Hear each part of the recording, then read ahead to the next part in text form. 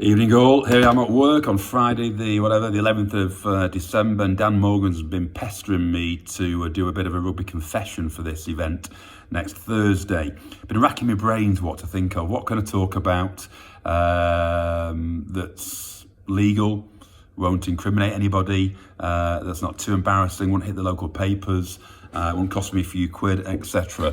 And there's not much really, but I finally came up with one little anecdote of which I am not proud, thoroughly ashamed, but a bit of therapy, a bit of cathartic experience to get it off my chest and share this with you. And please, young people, it's a story, so you learn from this rather than mimicking it, should we say. So this is back in the, I think 96, 97 season maybe. I had a few good years at Waterloo in National Division 2, what is now the Championship, doing pretty well. But in 95, I know the money started to come into the game, but the top level was now the Premiership and filtered down afterwards into Waterloo's league. But in the meantime, Widnes Rugby Union Club, the Wids, approached me and said, would you come and be our player coach? And at the time, yeah, I thought the money was rather appealing. I think they said to me, what about 10 grand for the year? This is 1996. And I said, well, make it 12, cheekily. I'll come. So they did, stupidly. And I went to be player coach there for a couple of years until things went a bit pear-shaped financially for the club. No surprise, really, the way things happen. Anyway, by the by. So we started off, we had a great season, and we won, I think, the first 10 games on the bounce, and we're top of the league, pushing for promotion. We had a good cup run, beat teams like Ampthill and Harrogate, who were Division 3, so several levels above Widnes. And then in a subsequent round, we got drawn to play Reading away. Big game, also Division 3. They'd signed some overseas players, I think 2 or 3 American internationals, USA internationals. The day we arrived, by the way, on the Saturday for the game, there was a line of cars parked on the touchline, sponsored cars for the players. So clearly a club going places at the time. We went down the night before, big event, crowds came down the following day. There must have been a couple of thousand people watching the game. And it was a big occasion for the club for Widnes, and I got the boys all G'd up, and we were confident we could give them a run for the money. Now, before going any further, I must say, you may have noticed, it's a bit darker now, but I am a redhead.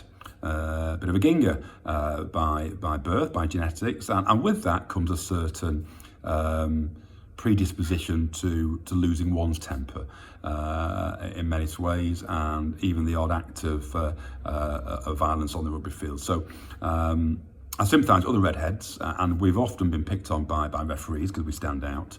And on this occasion, the story I'm going to tell, I was also a bit of a victim as well of my genetics, of the hair colour, and of the bias of referees. So the game starts, and we're getting stuck in. It's very close the first 5-10 minutes, and I think their number 8, opposite number, came for a run around the blind side, and I tackled him. It was judged to be high. I think it was perfectly fair. I mean, it was marginally above shoulder height, but in my view, perfectly fair, and the referee had no hesitation to give me a yellow card.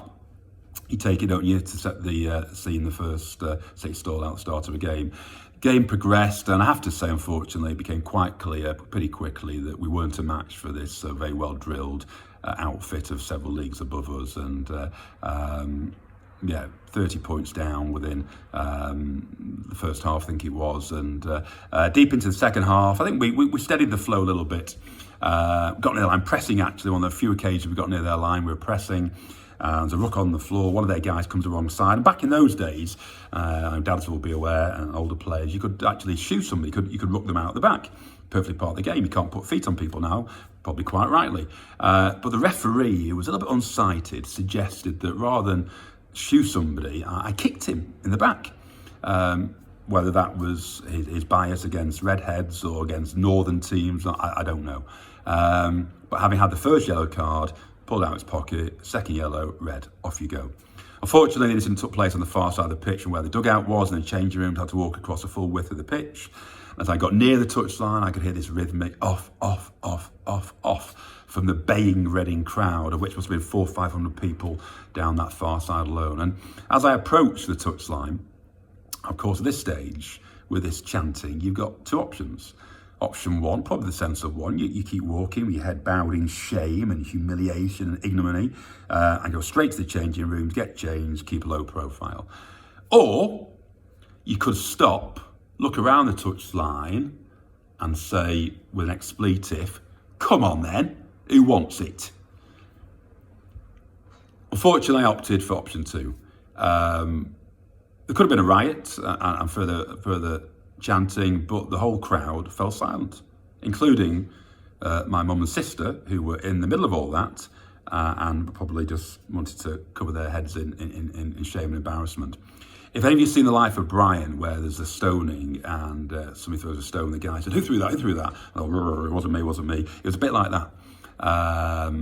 But I realised straight away they were my ways, then just carried on walking into the change room, sat there, had a shower, back to week on the bus, and as I kept a low profile.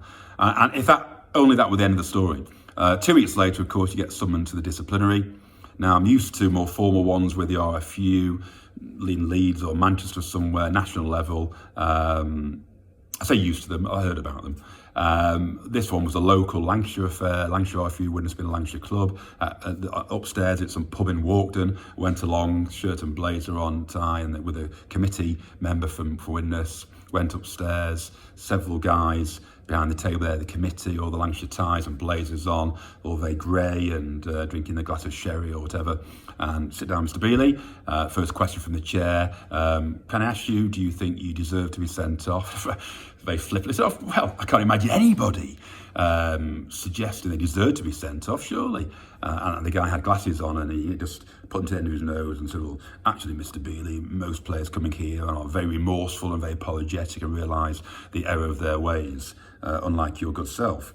I realised straight away I made a bit of a faux pas and apologised. Oh, yeah, of course, it's my fault. And made it worse, dug a deeper hole by trying to suggest that the referee was a little bit unsighted and couldn't quite see, and perhaps he got it wrong and it wasn't warranted, and that was just dismissed straight away as well. Anyway, for a red card, no mitigating circumstances in their eyes, bias to the red hair again, no doubt.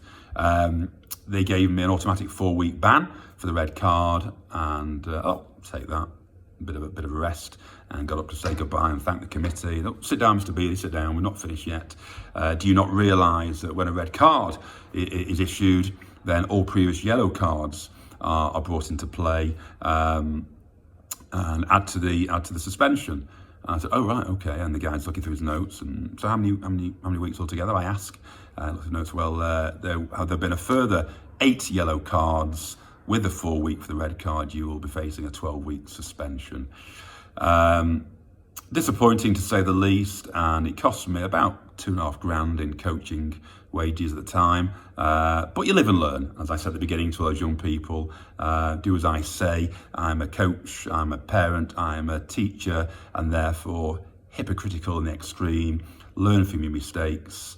I sort of did after that, and the game is cleaner and fairer and probably harder these days than it was back then. But yeah, if you make a mistake, regardless of hair colour, take it on the chin, apologise, move on and learn from it.